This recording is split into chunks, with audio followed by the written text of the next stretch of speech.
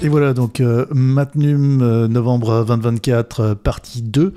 Donc c'est le premier mois où on a des planches contact, mais pas que des planches contact. Donc c'est de la photographie computationnelle par rapport au mois précédent de ma pratique, avec mes applications, mes algorithmes, mais vous pouvez les utiliser via ces applications qui ne fonctionnent malheureusement pour l'instant que pour iOS, mais qui sont Camaré, Vika, Darkcam et Digital Pro. Là. Deux premières images. Donc là, c'est les images qui sortent du capteur pour faire l'exemple. Je vais donner un exemple vraiment de ce qui sort de l'appareil photo. Donc une photo de concert à gauche au Idno à Reykjavik, ou simplement un jardin des suburbs de la banlieue de Reykjavik à droite. Et là, au milieu, je rajoute le traitement en fait, via ces émulsions virtuelles qui sont créées pour ces 4 applications que je développe. Et en fait, avec le format en fait, aussi, le choix qui avait été fait à la capture. Donc voilà ce que ça donne. Et dans les deux cas, je trouve, pour moi, ce moteur de travail computationnel de l'image associe la touche qu'on peut avoir avec le numérique, avec la transformation numérique, mais en même temps la sensibilité, la sensualité d'un traitement final, soit d'un capteur numérique ancien ou d'une pellicule film, un traitement qui est vraiment à la prise de photo et qui permet de retrouver un petit peu ce processus, le plaisir que l'on pouvait avoir si on aime faire de la photographie de la photographie argentique, prendre le temps de faire des photos et de découvrir un petit peu, de penser à l'image plutôt que de faire une multitude de prises jusqu'à ce qu'on ait ce qu'on veut, ou de faire du post-processing après. Voilà, donc là les deux QR codes pour ces deux images, si ça vous intéresse de les utiliser pour votre propre pratique. Je trouvais ces deux exemples assez amusants, juste pour vous donner une idée un petit peu comment je fonctionne quand je développe mes applications et mes algorithmes de photographie computationnelle. Ici, une image à gauche que j'aimais bien ce rendu, avec donc une bordure de type photographie instantanée, ce traitement de l'image plus ou moins monochrome, c'est Bowie, l'ensaturateur, avec un traitement du FGX Mini par-dessus, qui est vraiment là pour donner aussi cette impression de photographie imprimée instantanée. À droite, il y a le code barre. C'était une des premières expérimentations que j'ai faites avec ces planches contact. Et en fait, il y a des fois des erreurs. Je trouvais assez amusant cela, parce que la première photo du rouleau, en fait, il y a ce point d'interrogation que j'ai généré simplement pour pas que l'application se plante quand elle n'arrive pas à trouver le fichier dans sa mémoire de la photo qui a été prise.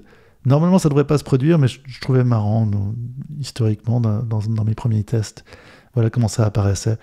Et là, c'était vraiment une planche contact avec une seule photo. Voilà. Mais je trouvais intéressante. Et là, le code barre, ça correspond donc à ce traitement, si ça vous intéresse de l'utiliser. Des traitements photos, j'en ai fait des tonnes aussi. Là, je ne mettrai pas forcément les codes barres pour tout. Mais donc, en utilisant les bordures, souvent de ces photographies instantanées, ça donne un petit peu plus de sensualité. Bon, ça, on le savait déjà. Il n'a pas fallu attendre mes applications pour qu'on le fasse déjà avec d'autres applications. Mais même avec un traitement numérique comme celui-là, et puis en plus une couche de simulation de capteurs numériques, Kodak CCD du début du siècle, de mettre cette bordure, ça rajoute une physicalité. Ou à droite, simplement de retraiter.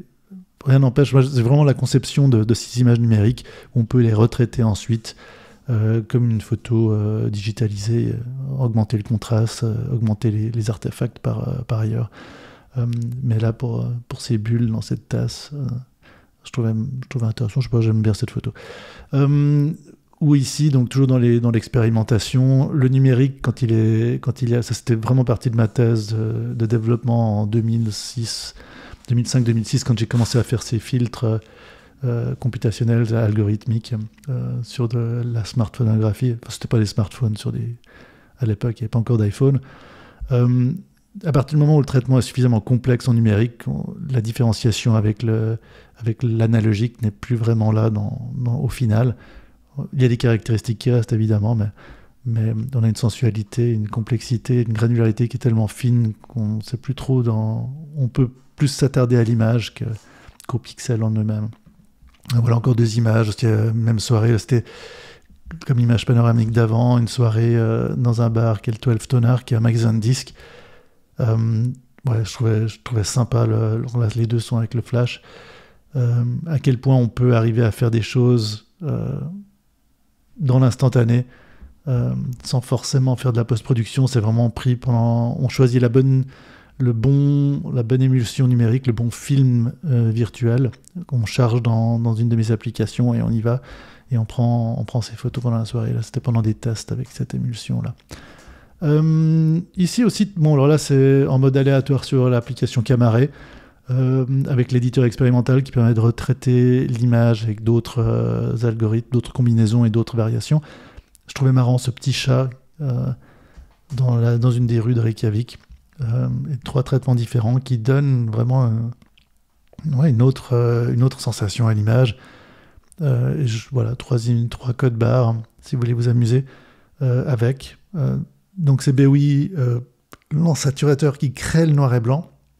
Je ne sais pas si on peut appeler ça créer le noir et blanc, mais après avec 3 filmulateurs différents, le rendu change énormément. D'ailleurs, voilà, le petit chat à gauche, on le retrouve ici, avec une émulsion numérique couleur. Je mettrai le code barre après. Ou ces 2 images à droite, là, c'est un détail simplement de... J'avais fait une photo, je crois, avec un Pentax Q, donc c'est dans la série Serial de ce mois-ci, de cette affiche d'un supermarché que je trouvais intéressante graphiquement avec ses accroches vélo. Et entre-temps, entre le moment où j'ai pris la première photo avec cet appareil photo et celle-là, il y avait une sorte de déchirure dans l'image. Je trouvais intéressant et voilà, bon, moi j'aime bien ces 2 traitements en fait, donc je vous propose les codes barres, là les 3 codes barres pour les 3 images, si vous voulez les scanner avec votre appareil photo de votre téléphone, ça vous renverra sur une des applications que vous préférez utiliser, une de mes applications compatibles. Voilà nos 2 images à gauche de la déconstruction en fait du centre de Reykjavik qui font face à la baie, avec 2 rendus très différents en passant par l'éditeur expérimental que j'aime bien, avec cette ambiance où on avait du brouillard un petit peu en altitude, dirons-nous, en haut des bâtiments, mais un peu moins en bas. Ça donnait ce côté un peu mystérieux, j'aimais bien, un peu sombre. Ou simplement cette cuisine à droite. J'aime bien le traitement dans celui-là, donc je vais vous proposer les 3 codes barres si vous voulez les scanner. Donc voilà, des combinaisons qui sont... Bon, des nases, souvent dans les basses lumières, marchent assez bien. Ça augmente les contrastes, ça rajoute du grain, mais on récupère des portions de l'image qu'on n'aurait pas sinon. Voilà. Ardeur, un peu pareil aussi, de manière plus marquée d'ailleurs. Voilà. Ensuite, là, dans les pellicules donc, numériques, ces émulsions virtuelles, ces films virtuels, là, la planche contact tout à droite, une planche contact test, donc assez courte, donc avec le code barre, donc là un mélange de Kainswo comme en saturateur et KDADAV 200 pour le filmulateur, pour la finalisation. Ces 2 images-là, en fait, cette émulsion numérique est assez peu contrastée, a tendance à ne pas être assez, comment dire, cristallisée. Donc l'édition a posteriori de augmentation des contrastes, le processus habituel de traitement d'une image, comme si on avait scanné un négatif, tient aussi avec ça. Et voilà ce que j'avais fait rapidement pour... j'aime bien ces 2 images, où là on voit, ça renforce un petit peu ces artefacts de Kainswo, qui sont assez typiques quand on connaît cette émission numérique. Mais j'aimais beaucoup ce rendu-ci. Ou ici non traité, donc avec ce côté, comme je disais, assez peu contrasté, mais qu'on peut récupérer. Ouais, voilà, donc c'est des images, à nouveau ces cônes, on les a déjà vues on les a déjà vues dans la première partie de Matnum, avec le flash, j'aime beaucoup leur rendu. Voilà, donc des photos sombres, mais un peu sous-exposées, si on peut parler comme ça, avec ces ensaturateurs. Et voilà la planche contact, à nouveau avec le code barre, si vous avez envie de tenter l'expérience d'utiliser ce film, de cette émulsion numérique.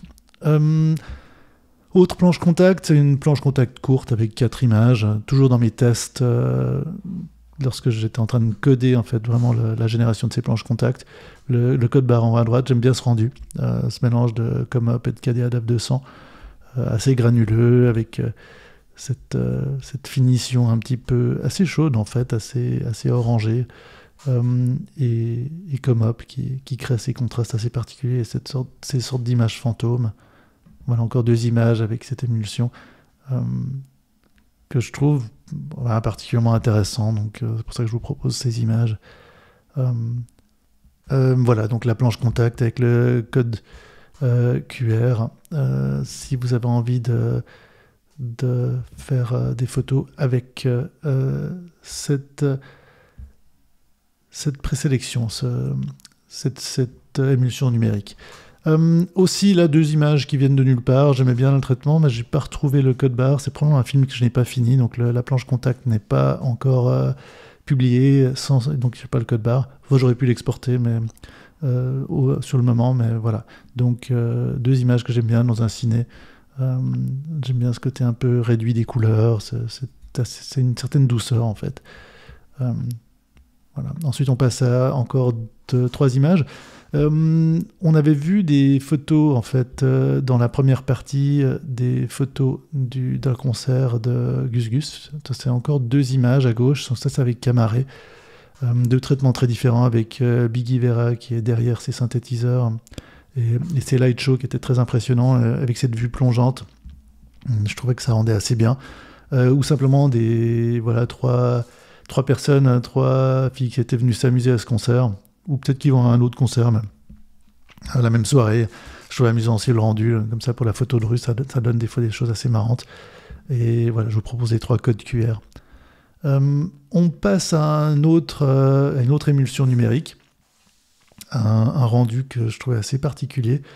Je vais pas mettre le code barre, est-ce que j'ai le code barre ici le code QR. Oui, donc... voilà, je vous mets ce code QR, je vous le mettrai à l'après. Donc ça, c'est vraiment un rendu avec ce côté pointilliste de Regertz avec FG-Apps 400NX comme filmulation par-dessus. Ce qui permet, voilà, comme 2 autres images à 2 rues, qui donnent cet aspect assez intéressant, je trouve, avec ces hautes lumières qui sont souvent brûlées, comme on peut le voir avec les lumières urbaines à droite. On a la même chose avec le soleil, par exemple. Donc voilà le code QR pour cette émulsion numérique, si vous avez envie de vous amuser avec. Et encore 2 images, alors là je ne vais pas mettre les codes, 2 images qui proviennent de 2 émulsions numériques différentes, que j'aimais bien, à nouveau dans la photo de rue. Je trouve que c'est intéressant. C'est intéressant de faire des séries, donc c'est là où les planches contact vont être intéressantes. Je vais vraiment faire de plus en plus l'emphase là-dessus, quelle que soit l'application que j'utilise. Mais voilà, soit les exports de fiches de présélection de Camaré, soit les planches contact de Vika, soit on verra ce qui sera pour les 2 autres applications, mais c'est déjà prévu.